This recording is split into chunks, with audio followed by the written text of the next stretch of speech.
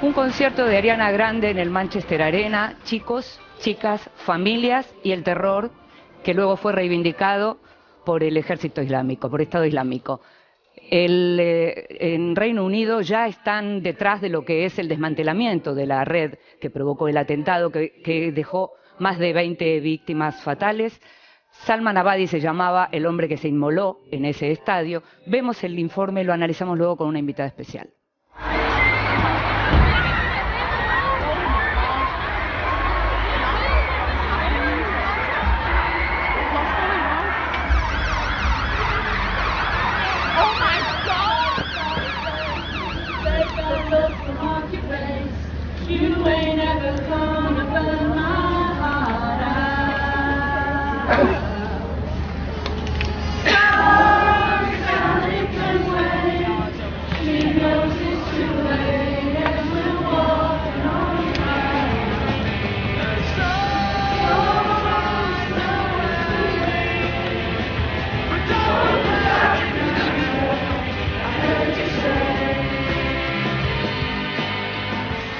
A pocos días de las elecciones parlamentarias en el Reino Unido, un inesperado y mortal atentado en Manchester, reivindicado luego por el Estado Islámico, obligó al gobierno de Theresa May a elevar al máximo el nivel de seguridad y desplegar en las calles a miles de policías y soldados frente a la amenaza de nuevos ataques.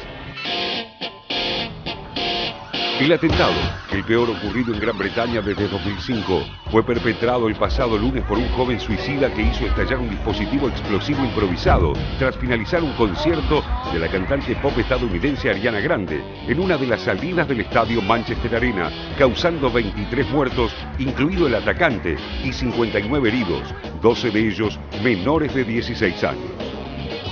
El área elegida, una zona pública ubicada entre una de las salidas y la estación ferroviaria Victoria, estaba fuera del control de los efectivos encargados de la seguridad del estadio. La explosión sorprendió a los asistentes, en su mayoría un público infantil y adolescente, saliendo en masa del concierto. El atacante fue identificado como Salman Abadi, un ciudadano británico de 22 años, el segundo de 4 hijos de un matrimonio de refugiados libios que huyó del régimen de Muammar Gaddafi y vivía desde hacía más de 10 años en Fallowfield, un barrio al sur de Manchester. La policía local se vio obligada a confirmar la identidad del sospechoso luego de que la información fuera filtrada a la prensa por oficiales de los Estados Unidos, una situación que motivó la queja de las autoridades del Reino Unido. I have just chaired a meeting of COBRA where I was updated on the extraordinary response of the police and emergency services to Monday's horrific attack. The police have confirmed that 8 suspects remain in custody and that progress is being made in the case.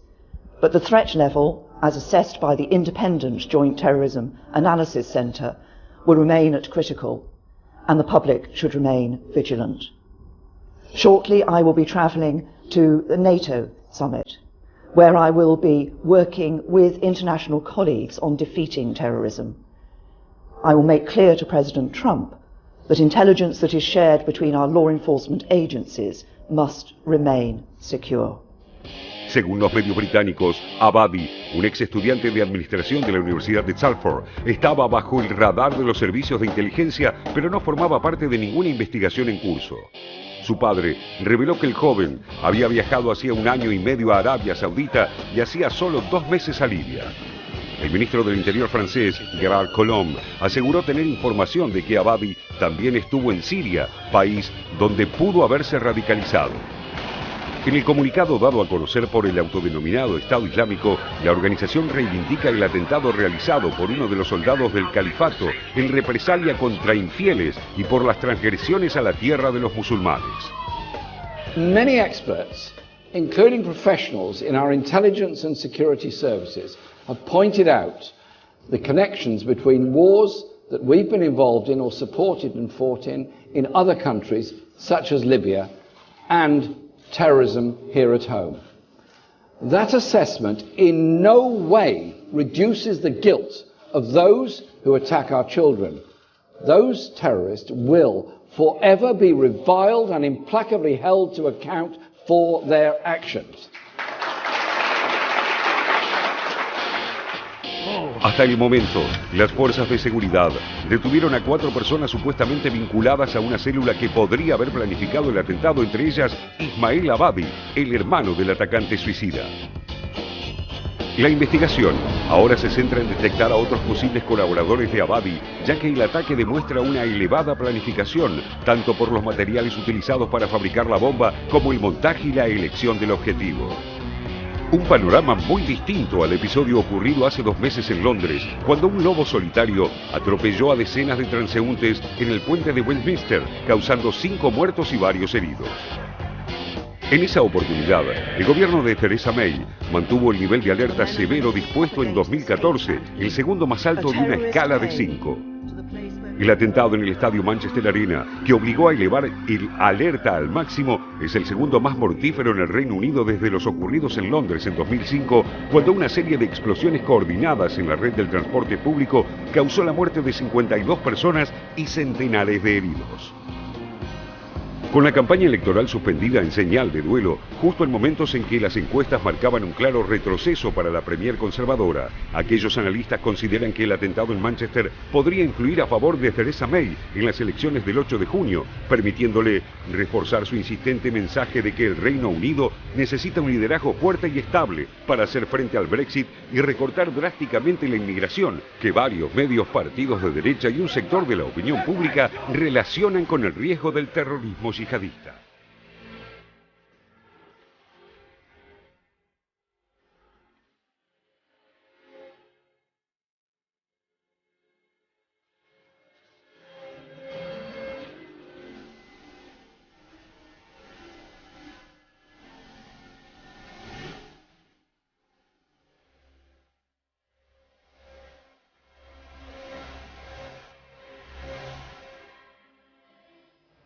Mientras terminamos de escuchar Oasis, nos seguimos haciendo las mismas preguntas que nos hacemos cada vez que ocurre un episodio de esta naturaleza. Por suerte, hoy está con nosotros Ruth Diamant, que nos va a ayudar por lo menos a responder algunas de esas preguntas. Gracias, Ruth, por estar acá. Ruth es investigadora del CONICET, es profesora de la Universidad de Itela, es experta en defensa.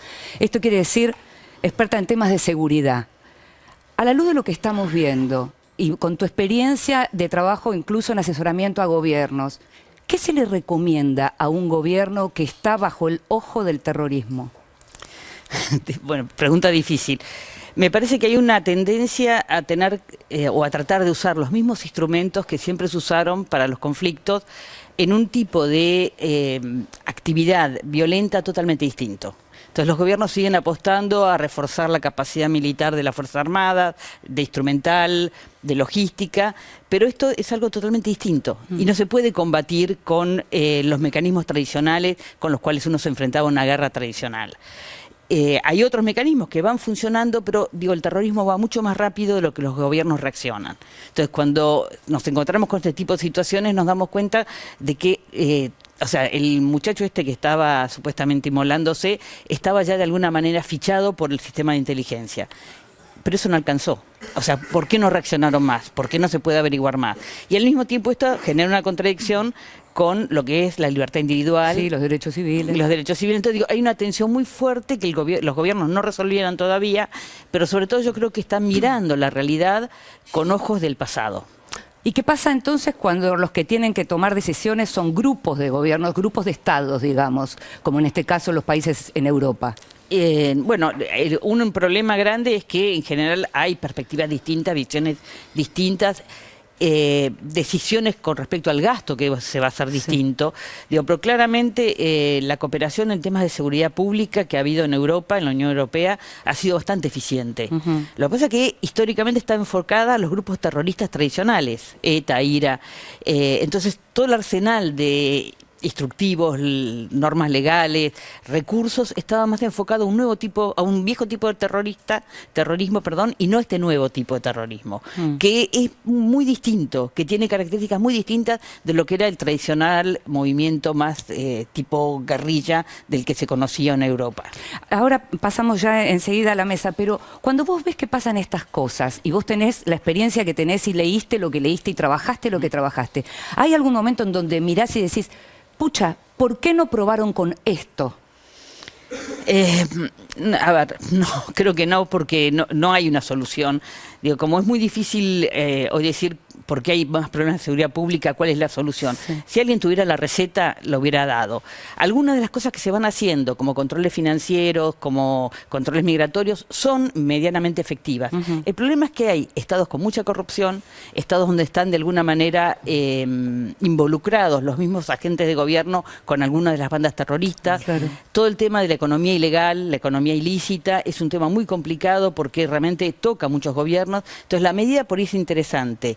Naciones Unidas propone una resolución, pero después la aplicación dista mucho de lo que se pensó. Claro. Entonces el problema no es tanto pensar la medida, sino cómo se va a aplicar. Entiendo. Natalia. Buenos días, Ruth. Y entonces, con esto que decía que había nuevas limitaciones y una mirada antigua sobre los hechos del terrorismo, ¿cómo evalúa el desempeño de la inteligencia? En estos días hicieron saber que hay 3.000 personas con cierta preocupación y seguidas y que causan una mirada de los servicios en esta pelea que hubo entre el MI6 y los Estados Unidos con la filtración de The New York Times sobre la identidad del autor del atentado, Abedi. En esto hay 500 de alto riesgo en Gran Bretaña y según ellos solo pueden seguirse 24 horas muy pocos de los 500 y no todos los días. O sea, hay una falta de recursos, una falta de herramientas. ¿Qué es lo que está pasando? ¿Estamos llegando a un límite de la inteligencia antiterrorista? No creo que sea un problema ni de recursos ni de cantidad de gente dispuesta a trabajar en estos temas. Me parece, el sistema de Shelon, los sistemas de control hoy de Internet pueden ser muy efectivos y al mismo tiempo podemos ver que pueden ser muy vulnerables cuando hay un ataque masivo y que prácticamente descompone las principales empresas vinculadas a los sistemas de Internet. Lo que hacen los hackers lo pueden hacer también los gobiernos. O sea, lo que falta de alguna manera es poner en práctica herramientas que están, pero no las pueden utilizar. O sea, yo creo que hay limitaciones de alguna manera que vienen por la formación que tiene el personal de inteligencia y por esos criterios que por suerte siguen estando vigentes de respeto a cierta privacidad. Y ese es un choque que los terroristas o que estos grupos, digamos, que están organizados criminalmente, no respetan. Lo mismo, digamos, que hay una mentalidad que piensa que, bueno, hay una ley en la guerra, pero en este tipo de conflictos no hay ley. Entonces uno juega con herramientas que a veces no son las más adecuadas para responder a un tipo de movimiento, digamos, terrorista, de violencia que se mueve muy rápido y que nos sorprende con un tipo de ataque muy distinto a los anteriores.